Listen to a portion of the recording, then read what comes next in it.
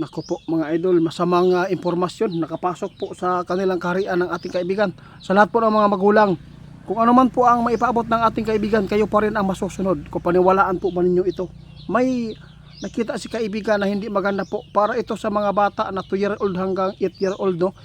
Guys, tandaan po natin, wala pong masama na ito po ang ating gawin. Kaibigan, bakit? Ano po ba nakikita po nyo dito? Bakit parang natatakot kayo sa ulan? Ano po bang ibig sabihin? Guys, nagbabala si kaibigan ha.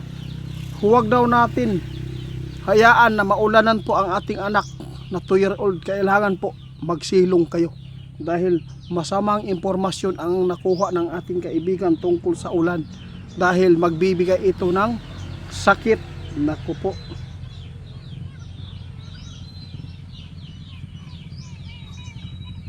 Totoo kaibigan? Nakakatakot naman po yung kaibigan. Guys, nagbabala si kaibigan po kayo na kung sino man po ang may mga anak na 2 year old hanggang pataas, mag-ingat po.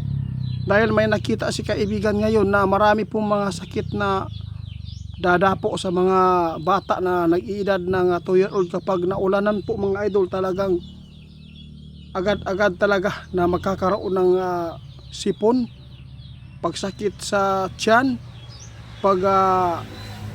basta lahat po ng mga sakit po na naranasan na po natin dito sa ating mundo mga idol. Kailangan po natin na malabanan po natin ito. Hindi natin hayaan ang mga bata ngayon na mabasa ng ulan mga idol, dahil napakadelikado po ang ulan, sabi ng ating kaibigan. Ito ngayon ang nakikita ng ating kaibigan guys. Itong buwan na to at susunod, ingat kayo dahil masama po ang nakita ng ating kaibigan. Maraming sakit na dadapo sa mga bata. Kaya tandaan po natin ito mga idol. Huwag natin po hayaan na mabasa ang ating anak sa ulan, lalo na nagbiyahe kayo mga idol. Kailangan magsilong. Ha? Bakit po?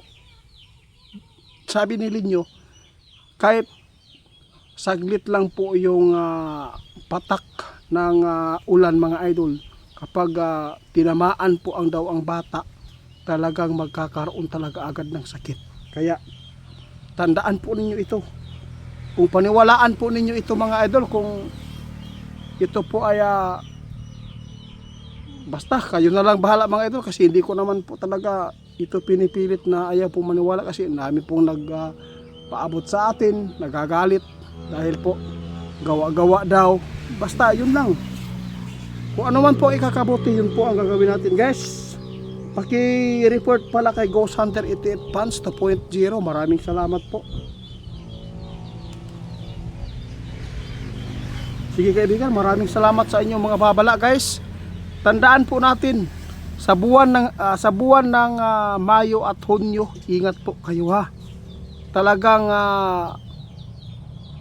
totoo talaga ang hinulaan po ng babae, no? Talagang mayroon talagang mga virus, bakterya, at biglang nagkakasakit ang mga bata dahil po dito. Ito po nakita ng ating kaibigan. Kaya nagbabala si kaibigan, huwag natin pong hayaan na maulanan po ang ating mga bata na maliit pa. No, grabe, kaninang umaga daw mga idol, pumasok ito sa kanilang kaharian yung impormasyon na bawal basain ang bata sa ulan.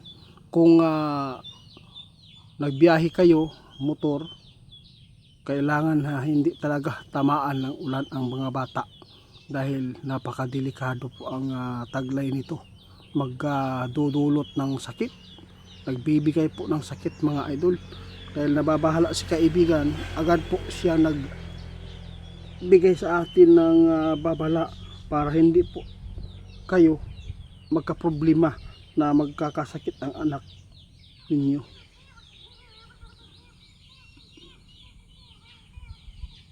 Tingnan po ninyo, sabi ni Linyo, talagang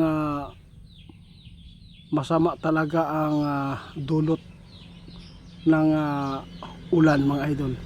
Yung ulan mga idol, kung magpapatuloy ito, talaga magdadala ito ng virus sa mga tubig natin.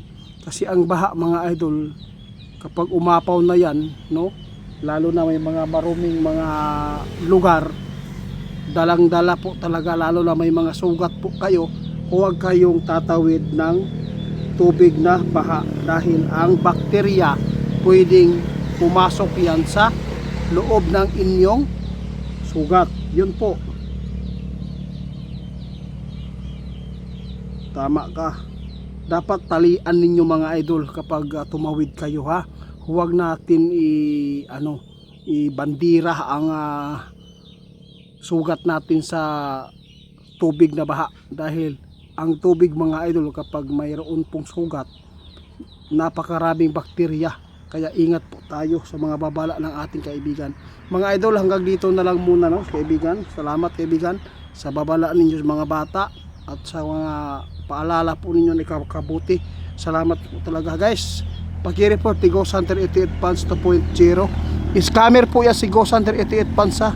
Hindi ko po yan pinahintulutan na mag-a-upload din siya sa video natin dahil napakarami na po niyang na-scam.